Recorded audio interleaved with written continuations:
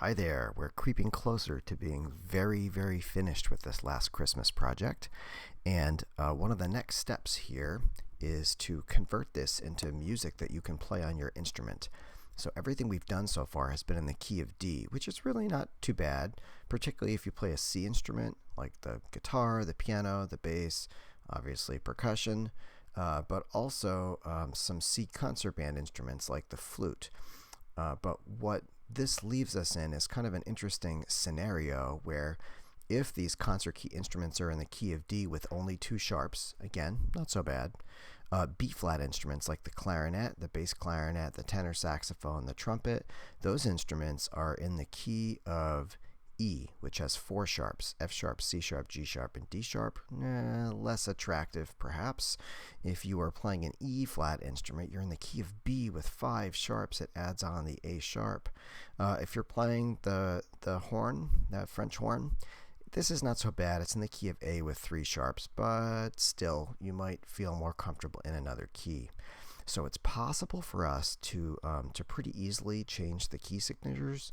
So for example, if we were to go down one whole step from the key of D into the key of concert C, we can see that clarinets move to their key of D. Of course, all B-flat instruments move to their key of D with only two sharps, F sharp and C sharp. E-flat instruments like the alto saxophone and the bari sax move to the key of A with three sharps. Horns move to the key of G. That's really not so bad with only one sharp.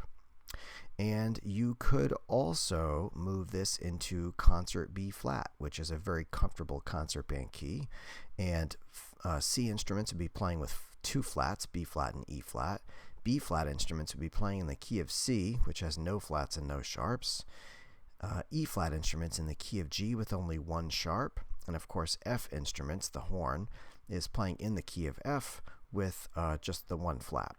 So I think for many people, moving down two whole steps is going to be the best case scenario. So in order to do this in flat, it's pretty easy actually.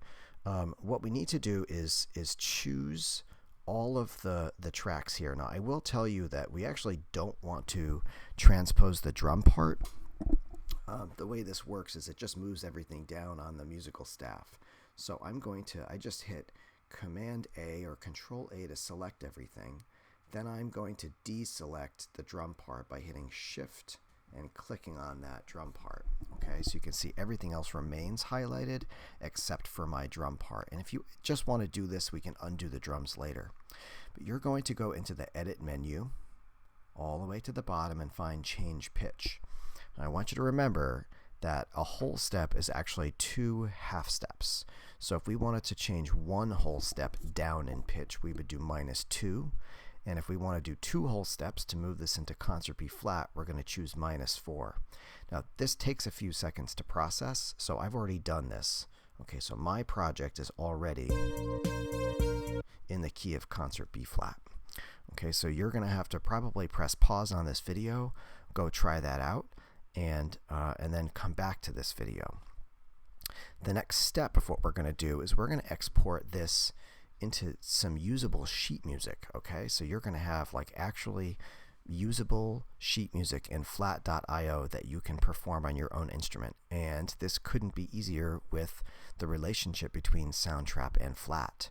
You're going to go once you've transposed, okay, and I would just double check and listen to your drum file to make sure that you didn't accidentally transpose that. But you're going to click under File and choose Export. And we're going to choose Export MIDI Tracks to flat.io. Now, I just did that in real time. Okay, you're going to click Show, and it should open a brand new track. And again, this is real time. This is pretty quick. It should open the song all set up in flat. Look at that.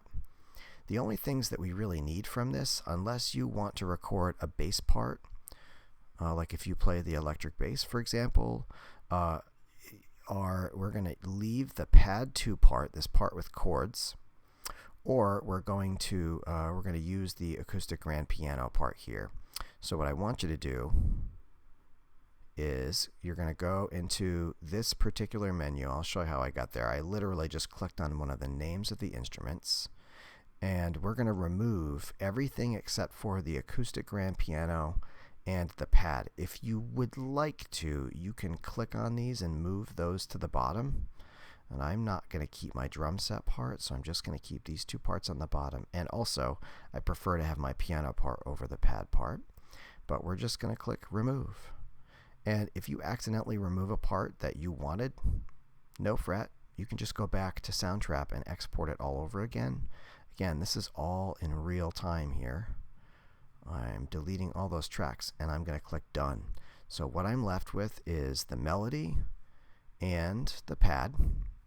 And actually, I can see that this, I'm not sure how I managed to do this, but somehow in making this happen, I exported it in the key of D. But if you'll forgive me for this, the next step is very easy. So you may not see matching pitches on yours, just noticing this now. But at any rate, we're going to choose this pad 2 part right here. And what we actually want this to be, instead of a piano part, is we want it to be parts for our own instrument. So the first thing we're going to do, and the last part of today's lesson, is to select this part. We're going to go up to the top left-hand side of the screen where it says voice number 1 under this button. And then we're going to choose split the staff. That's going to break up these two notes. Okay, and what we don't want two staves, we want this into two parts. We're going to click split. And really quickly, it just made two separate parts for you. Okay, we'll revisit the next steps probably tomorrow. But if you've been able to complete this much, you're on track for today.